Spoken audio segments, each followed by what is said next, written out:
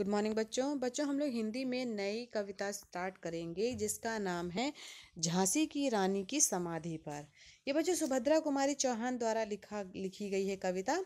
और सबसे पहले हम लोग पढ़ेंगे इनका जीवन परिचय क्या है। तो इनका जो जीवन काल था बच्चों वो 1904 से लेकर के 1948 तक रहा है। तो अब देखते हैं इनका जीवन परिचय क्या है। तो राष्ट्र चेतना की अमर गायिका तथा वीर रस की एकमात्र कवित्री श्रीमती सुभद्रा कुमारी चौहान का जो जन्म हुआ था बच्चों वो 1904 में हुआ था। और ये इलाहाबाद जिले के निहालपुर गांव के एक संपन्न परिवार में हुआ था। यानी कि इलाहाबाद में एक गांव है जिसका नाम है निहालपुर। वहां पर इनका जन्म जो है 1904 में हुआ था। और इनका जन्म एक समृद्ध परिवार में हुआ था। इनके पिता का नाम बच्चों रामदास सिंह था। और ये बहुत ही ज़्यादा भावुक तथा उदार प्रवृत्ति के थे। भावुक यानी कि बहुत ही ज़्यादा इमोशनल थे ये।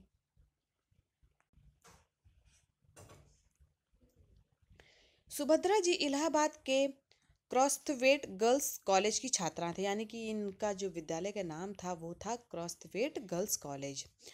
इनकी विवाह जो था वो 15 वर्ष की आयु में खांडवा निवासी ठाकुर लक्ष्मण सिंह चौहान के साथ हो गया था। यानी कि ये बच्चों खांडवा जो है बच्चों एमपी में है, यानी मध्य प्रदेश में है। वहाँ पे वहाँ के रहने वाले ठाकुर लक्ष्मण सिंह चौहान के साथ इनका शादी हो गई थी।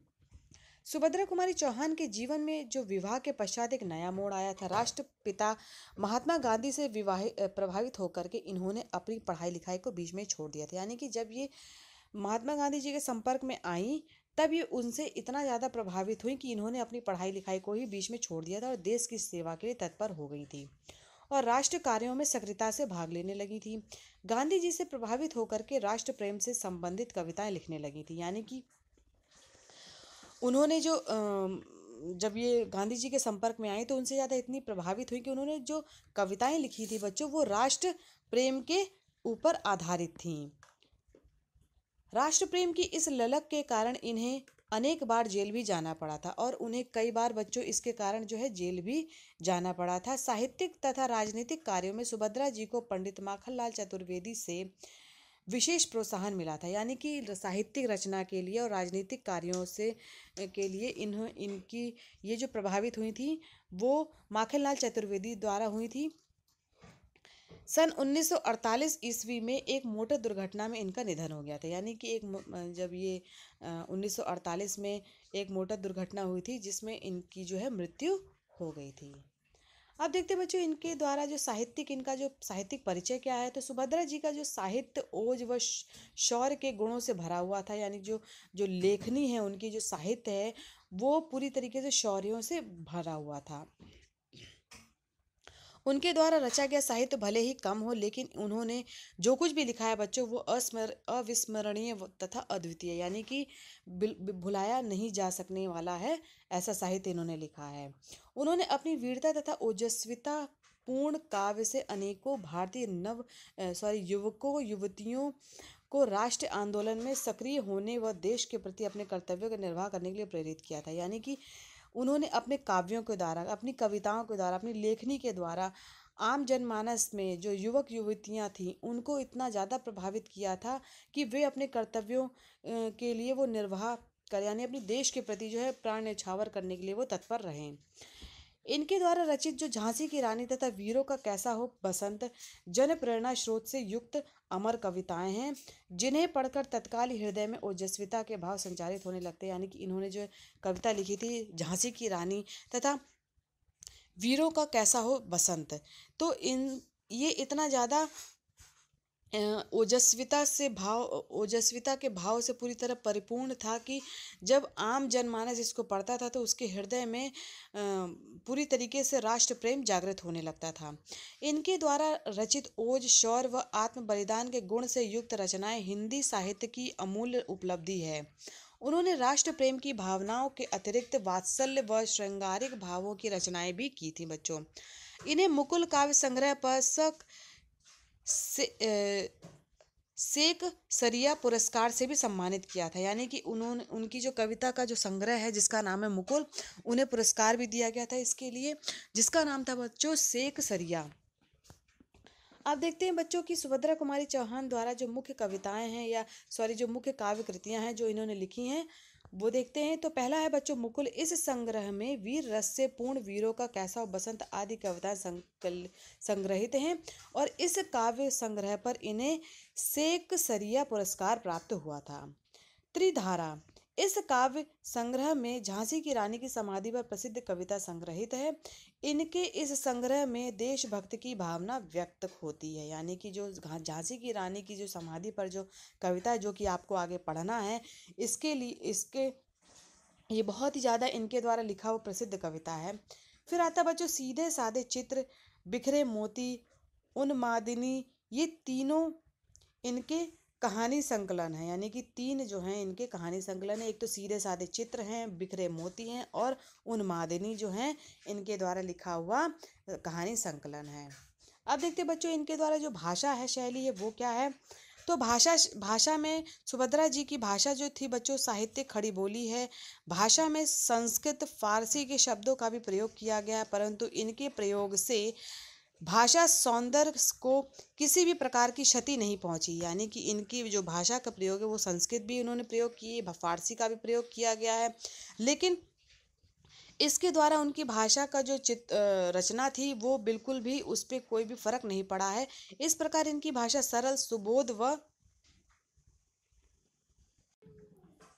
और इसमें यथास्थान मुहावरों का भी प्रयोग किया गया, यानी कि इनकी जो भाषा है उसमें कई कई जगह पे इन्होंने मुहावरों का भी प्रयोग किया है। सुभद्रा जी की शैली लयपूर्ण है। इसमें कहीं भी कृत्रिमता या अस्वाभाविकता के दर्शन नहीं होते हैं। इनकी शैली को कोई विशेष नाम तो नहीं दिया जा सकता है, परंतु सरल व सुबोध होने के कारण इन्हें ओज युक्त व्यवहारिक शैली कहा जा सकता है।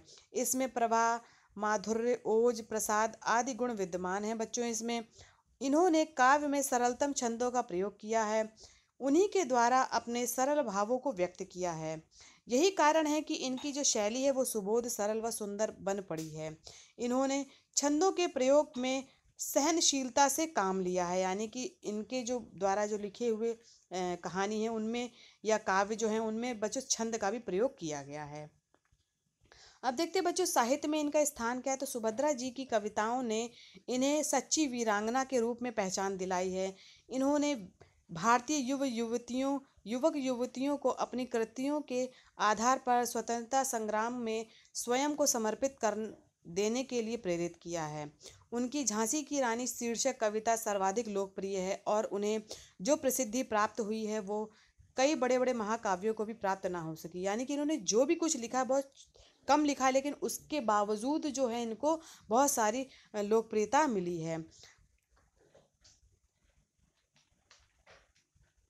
अपनी रचनाओं द्वारा इन्होंने महिलाओं के समक्ष नारी के निर्भीक रूप को प्रदर्शित किया, जो नारी समाज के लिए अमूल्य निधि है बच्चों। ठीक है, तो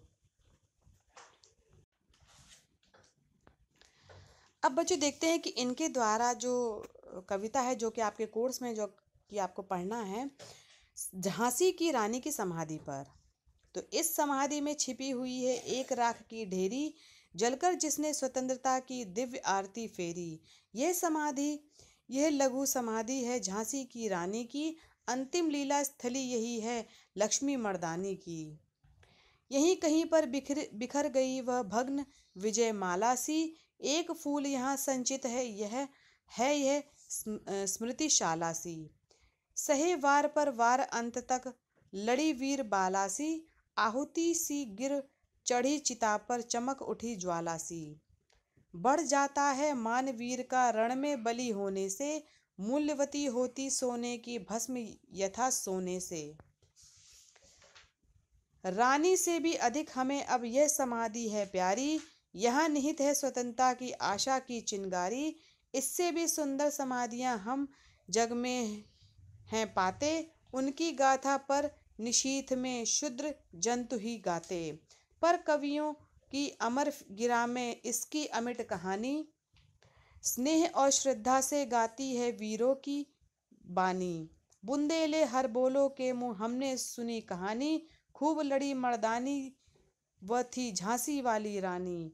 यह समाधि, यह चिर समाधि है झांसी की रानी की, अंतिम लीला स्थली यही है लक्ष्मी मर्दानी की।